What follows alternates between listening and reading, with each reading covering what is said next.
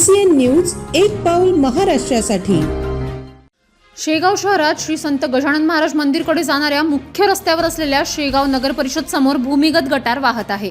या गटाराचा धापा अगदी मधोमध तुटलेल्या परिस्थितीत मागील 16 ते 17 वर्षापासून तुटला आहे। आधी सुरुवातीला त्यावर एक लोखंडी ड्रम किंवा पत्रा टाकून त्यावर मोठे दगड ठेवले जात होते। नंतर मुख्याधिकारी अतुल पंत यांनी या ठिकाणी गणपती विसर्जनकरिता कृत्रिम गणपती विसर्जनसाठी बनविलेले कुंभ या गड्ड्यावर ठेवले। तेव्हापासून आतापर्यंत हा कुंभ येतेच आहे। या कुंभामुळे हा रस्ता अजून अरुंद होतो आणि बऱ्याचदा येथे किरकोळ अपघातही घडत असतात। तसेच रस्त्याच्या दोन्ही बाजूला दुकाने असल्याने येथे येणारे आपली वाहने दुकानासमोर उभी करून खरेदी करण्यास जातात।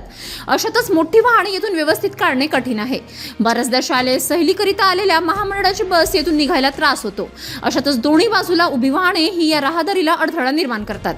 त्यापेक्षा जर नगर परिषदेने या ठिकाणी नगर परिषदेने चांगला मजबूत धापा टाकून रस्ता मोकळा करून आणि तो कुंभ काढून टाकल्यास येथे रहदारी मोकळी होऊन वाहने सुरळीत ये जा करतील। याबाबत आतापर्यंत नगर परिषदकडे कुणी योग्य अभियंता नाही का असा प्रश्न उद्भवत आहे। तर याविषयी नगर परिषदने गांभीर्याने लक्ष द्यावे असे लोकांचे म्हणणे आहे।